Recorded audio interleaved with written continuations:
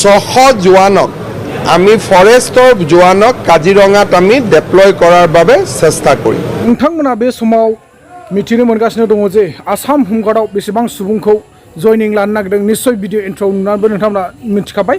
दायो आसामनि chief minister doctor Himanta Biswa शर्माया आसाम होमगार्डआव 600 जन सुबुंनि थाखाय सिट बरनना होनायनि खोथा बुंदों। अर्थात 600 जन सुबुंखौ होमगार्डआव माने साख्रि होनायनि बाथ्रा बुंदों। दा बे भिडिअखौ नोंथांमोना जोबजासिम नायोब्ला निश्चय बुजिमोनगोन। मानोना बे नोंथांमोननि थाखाय जायफोर लाइमोन सेंग्रा सिख्ला फरायनानै थानाय नोंथांमोननि थाखाय इम्परटेन्ट होननानै साननानै लानांगोन। नोंथांमोना जायफोर गोसो गुदुं जानानै दङ होमगार्डब्लाबो साख्रि मावगोन होननानै बा होमगार्डआवबाबो जयनिं जागोन होननानै नोंथांमोना निश्चय दिनैनि बे भिडिअखौ जोबजासिम नायोब्ला खोनानो मोनगोन आरो मिथि मोनगोन बबे जायगायाव माने होमगार्डनि थाखाय जायगा होगोन आरो माबोरैहाय मावनो हागोन नोंथांमोना होमगार्डनि साख्रिखौ बा माबोरै मोननो हागोन नोंथांमोना बिनि सोमोन्दै नोंथांमोना जोबजासिम नायोब्ला मिथिगोन। दा बे समाव आङो नोंथांमोननो मोनसे दुखुनांथाव जाथायनि सायावसो भिडिअ लाना फैदों। बे दुखुनांथाव जाथायानो जाहैबाय दिपेन नार्जारिखौ नोंथांमोना गोबाङानो मिथिगौ जानांगौ बा गोबाङानो मिथिया जानांगौ। आसाम पुलिसाव बिथाङा जब मावोमोन बा साख्रि मावोमोन। बिथाङा दिपेन नार्जारिया आसाम पुलिसाव साख्रि मावबाय थानाय अर्थात क'क्राझार जिल्लानि सिङाव थानाय गसाइगाव थारायबारि गामिनि दिपेन नार्जारिया बिथाङा डिउटि मावबाय थानाय समावनो हरखाबै बिथांनि जिउआ रुंसारि जालाङो। दा बे रुंसारि जानाय भिडिअखौ नोंथांमोना गोबाङानो नुबाय जानांगौ बा गोबाङानो नुवाखै जानांगौ। थेवब्लाबो नोंथांमोना जायफोर नुवाखै नोंथांमोना आंनि चेनेलनि थ्रुयै नायलांदो। नोंथांमोना गासिबो बुजिनो हागोन एबा मिथि मोनगोन। बिनि गेजेर नोंथांमोनहा दिपेन नार्जारिनि रुंसारिया माबोरै जाखो बिनि सोमोन्दै नोंथांमोना निश्चय मिथिनो मोनगोन आरो मेडिकेल रिपर्टखौ मोनबायना मोनाखै नोंथांमोना बेखौबो डिटेल्सलि मिथिनानै लानो हागोन।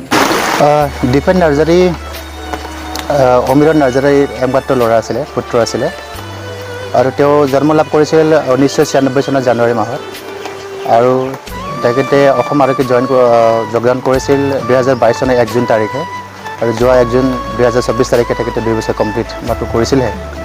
তো তেখেতে ইয়াৰ পূৰ্বে 1 মাহ পূৰ্বে তেওঁ ছুটীত আহিছিল ঘৰলৈ।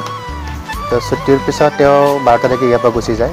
13 তাৰিখে তেওঁ কেম্পলৈ গৈ পায় ডিব্ৰুগড় টেঙাঘাটলৈ। ইয়াৰ পিছদিনাখন 14 তাৰিখে তেখেতে নিশা ডিউটি 11 তাৰিখলৈ আছিলে বুলি তেখেতৰ যিখিনি আৰক্ষী জোৱান তেখেতৰ সৈতে আহিছে আমালৈ ইয়াত। তেওঁলোকে আমাক জনাইছে যে তেওঁ ৰাতি নিশা 11টাৰ পৰা 2টালৈকে তেখেতৰ ডিউটি আছিলে। তো বাকীবোৰ গোটেই CM প্ৰগ্ৰামৰ কাৰণে গুচি যোৱাৰ কাৰণে তেখেতে অলপ কেম্পৰ কাৰণে অকল ডিউটি আছে বুলি তেওঁলোকে আমাক জনাইছে আৰু এইখিনি সময়তে তেখেতৰ মৃত্যু ঘটে বুলি তেওঁলোকে আমাক জনাইছে। আৰু তেখেতৰ ৰিলিভাৰ ইয়াত 2টা বজাত তেওঁ ৰিলিভ কৰিছিলে। তেখেতে আহি দেখিলে যে মানুহজন তেনেকৈ চেঁচা হৈ আছে। লগালগ তেওঁলোকে ডক্টৰ মাতিছে আৰু ডক্টৰে এনাউন্স কৰিছে যে তেখেতে মৃত্যু বুলি তেওঁলোকে ঘোষণা কৰিছে। তো এইখিনি কথা তেওঁলোকে আমাক জনাইছে আৰু কৈছে পষ্টমৰ্টেম ৰিপৰ্টটো তেওঁলোকৰ হাতত যিহেতু নাই, তো ডক্টৰৰ পৰা তেওঁলোকে পৰামৰ্শ যিটো লৈছিলে জনাইছে যে তেখেতৰ মৃত্যু স্বাভাৱিকতে হাৰ্ট এটেক হৈছে বুলি কৈছিলে তেওঁলোকে আমাক জনাইছে। তো পষ্টমৰ্টেম ৰিপৰ্ট আমাৰ হাতলৈ তেওঁলোকে আহি পোৱা নাই। তো ৰহস্যজনক বুলি ক'ব পাৰোঁ কাৰণ আমি অসম আৰক্ষী তাত কোনো এজন জৱান নাছিলে। তো আমি ঘৰৰ মানুহ তালৈ গৈ পোৱা নাই। তো গতিকে আমি এতিয়া এইখিনি ক'ব লাগিব যে সঁচাকৈ ৰহস্যজনক এটা মৃত্যু হয় আৰু প্ৰাথমিক তেনেকুৱা তদন্ত যদি মানে কৰিব পৰা গ'লেহেঁতেন তেন্তে আমি খুবেই সুখী হ'লোহেঁতেন। তো যিয়ে নহওক তেওঁলোকে আমাক কথা দিছে যে তেখেতৰ যিমানখিনি বাকী কামবিলাক আছে পেপাৰ ৰিলেটেড কামবিলাক তেওঁলোকে সোনকালে কৰি দিম বুলি আমাক কথা দিছে। তো এইখিনিয়ে আৰু পৰিয়ালৰ অৱস্থা আপোনালোকে দেখিবলৈ পাইছে। মানে গোটেই নিৰ্মমৰ এটা পৰিৱেশ। এটা টাইমতে পুত্ৰ আছিলে, ক'ব গ'লে ব্ৰেড আৰ্নাৰ বুলি ক'ব পাৰোঁ আৰু। তো দেউতাক দুখীয়া খুবেই, খা খেতি তেওঁলোকে কৰে। তেখেতে চাকৰি জইন কৰা জাষ্ট 2 বছৰ হৈছিলেহে, জাষ্ট ফেমিলি এটা ভাল এটা পৰিৱেশ ষ্টাৰ্ট হৈছিলে। কিন্তু এইখিনি সময়তে তেখেতৰ মৃত্যু ঘটিল। এতিয়া আমি এইখিনি বিচাৰিছোঁ যে চৰকাৰৰ ফালৰ পৰা কিছুমান সাহায্য যদি আগবঢ়াব পাৰে তেনেকৈ আৰু যিমানখিনি তেখেতৰ প্ৰাপ্যবিলাক আছে যাতে এইবিলাক সোনকালে মানে ফেমিলিক গতাই দিব পৰা যায়। তো এইখিনি আমি আশা ৰাখিছোঁ। এই মাহত ফৰেষ্টৰ এটা নতুন বেটেলিয়নৰ পাছিং আউট হ'ব আৰু সেই বেটেলিয়নৰো প্ৰায় 600 জোৱানক আমি ফৰেষ্টৰ জোৱানক কাজিৰঙাত আমি ডেপ্লয় কৰাৰ বাবে চেষ্টা কৰিম।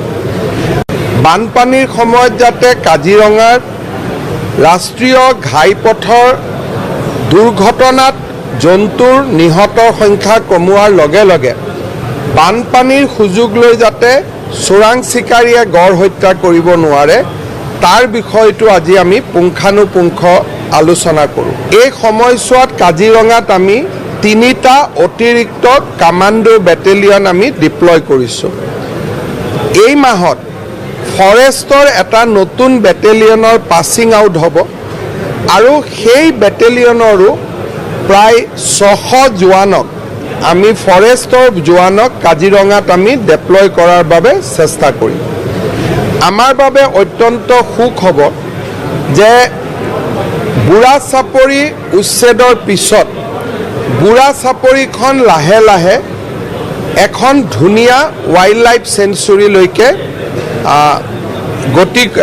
গঢ় লৈ উঠা আৰম্ভ হৈছে আৰু মোক কোৱা মতে বুঢ়া চাপৰিত বৰ্তমান 4টা গড় নিগাজিকৈ বাস কৰিছে, 12টাৰ পৰা 15টা টাইগাৰ তাত চাইড হৈছে আৰু আমাৰ হেণ্ড ৰেইজ ৱাইল্ড বাফেলো এটা বুঢ়া চাপৰিত দেখা গৈছে। অৰ্থাৎ কাজিৰঙাখন এক প্ৰকাৰ বুঢ়া চাপৰিলৈ সম্প্ৰসাৰিত হোৱাৰ সুখবৰটো আজি আমাক কাজিৰঙাৰ ডাইৰেক্টৰে আমাৰ আগত অৱগত কৰে।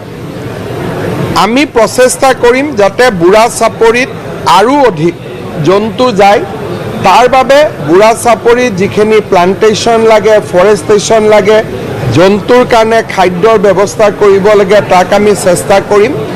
আৰু তাৰ উপৰিও যাতে চোৰাং চিকাৰীয়ে তাত থকা গড় বা বন্যজন্তুক আক্ৰমণ কৰিব নোৱাৰে, তাতে আমি এটা কামাণ্ডো বেটেলিয়নো বুঢ়া চাপৰিত আমি ডেপ্লয় কৰিম। তাৰ বিষয়েও আজি সিদ্ধান্ত লোৱা হয়।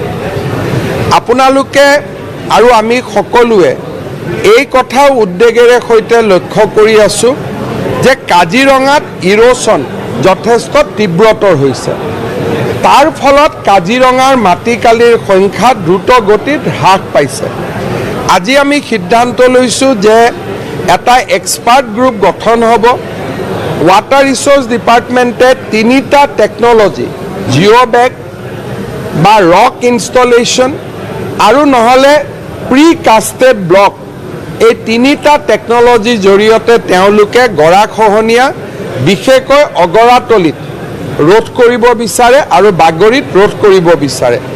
ফৰেষ্ট আৰু ৱাটাৰ ৰিচোৰ্চ ডিপাৰ্টমেণ্টৰ এটা জইণ্ট টাস্ক ফ'ৰ্চ গঠন হ'ব আৰু এই জইণ্ট টাস্ক ফ'ৰ্চত ৱাইল্ড লাইফ এক্সপাৰ্ট থাকিব, কাজিৰঙাৰ পূৰ্বৰ ডাইৰেক্টৰসকল থাকিব। তেওঁলোকে আমাক ৰিকমেণ্ড কৰিব যে কোনটো টেকন'লজিৰ সুব্যৱহাৰ কৰিলে আমি কাজিৰঙাৰ গৰাখহনীয়া তৎকালীনভাৱে আমি ৰোধ কৰিব পাৰোঁ। ফৰেষ্ট আৰু ৱাইল্ড লাইফৰ বিশেষজ্ঞসকল তেওঁলোকক লৈ, য'ত ৱাটাৰ ৰিচোৰ্চ আৰু আমাৰ ফৰেষ্টৰ বিষয়াসকলো থাকিব। 45 দিনৰ ভিতৰত তেওঁলোকে আমাক ৰিপৰ্ট দিব যে কোনটো টেকন'লজি আমি ব্যৱহাৰ কৰিব লাগে। আপোনালোকে জানে যে যোৱাবাৰ কাজিৰঙাত টুৰিজিমৰ যিটো ছেশ্যন, সেইটো চলি থকাৰ সময়ত আমি ভাৰতৰ মাননীয় প্ৰধানমন্ত্ৰী নৰেন্দ্ৰ মোদী ডাঙৰীয়া, ভূটানৰ ৰজা আৰু ভাৰতৰ ৰাষ্ট্ৰপতি মহোদয়ক আমন্ত্ৰণ জনাইছিলোঁ। তাৰ পৰিপ্ৰেক্ষিতত যোৱাবাৰ কাজিৰঙাত টুৰিষ্টৰ সংখ্যা 3,27,000ত ভৰি দিলে। যদি জিম কৰবেট পাৰ্কৰ আমি টুৰিজিম চাওঁ, জিম কৰবেট পাৰ্কত বছৰত টুৰিষ্ট আহিছিল যোৱা বছৰ 3,04,000। আমি যোৱা বছৰ জিম কৰবেট পাৰ্কৰ পৰ্যটকৰ সংখ্যা পাৰ কৰি কাজিৰঙাই যোৱা বছৰ এটা অভিলেখ স্থাপন কৰিব পাৰিলে। এইবাৰ কাজিৰঙা আৰু মানস অভয়াৰণ্যৰ ওপৰত টুৰিষ্ট ছেশ্যনটোৰ আগতে সুন্দৰ তথ্যচিত্ৰ বনাই ৰাষ্ট্ৰীয় চেনেলসমূহত আমি চলাবলৈ সিদ্ধান্ত লৈছোঁ যে কাজিৰঙালৈকে যাতে আমি আৰু অধিক টুৰিষ্ট আনিব পাৰোঁ। কাজিৰঙা চোৱাৰ উপৰিও কাজিৰঙাৰ ওচৰৰ চাহ বাগিচাসমূহত টি টেষ্টিং আৰু চাইক্লিং ট্ৰেক আৰু বোট ৰাইড, আমি 3টা নতুন কম্পোনেণ্ট ইয়াতে যোগ দিব বিচাৰিছোঁ যাতে চাইক্লিং ট্ৰেক হয়, জন্তুক চোৱাৰ পিছত ইয়াত চাইক্লিং কৰিব পাৰে, টি টেষ্টিং কৰিব পাৰে আৰু তাৰ লগতে বিশ্বনাথ চাৰিআলিলৈকে নাৱেদি যোৱাৰ ব্যৱস্থা থাকিব পাৰে। পৰ্যটনৰ দৃষ্টিভংগীৰ পৰা আমি কাজিৰঙাত থকা সুবিধা আমি বঢ়াবৰ কাৰণেও সিদ্ধান্ত লৈছোঁ। আজি এই বছৰৰ আমি অমৃত বৃক্ষ আন্দোলনৰ বিষয়ে আলোচনা কৰোঁ। যোৱাবাৰ আমি 1 কোটি গছ পুলি ৰুইছিলোঁ। 90% ছাৰ্ভাইভেল ৰেট অৰ্থাৎ 90 লাখ গছ আজিৰ দিনত লহপহকৈ বৃদ্ধি হৈ আছে। তাৰো আমি ফটোগ্ৰাফিক এভিডেন্সবিলাক কালেক্ট কৰিব দিছোঁ।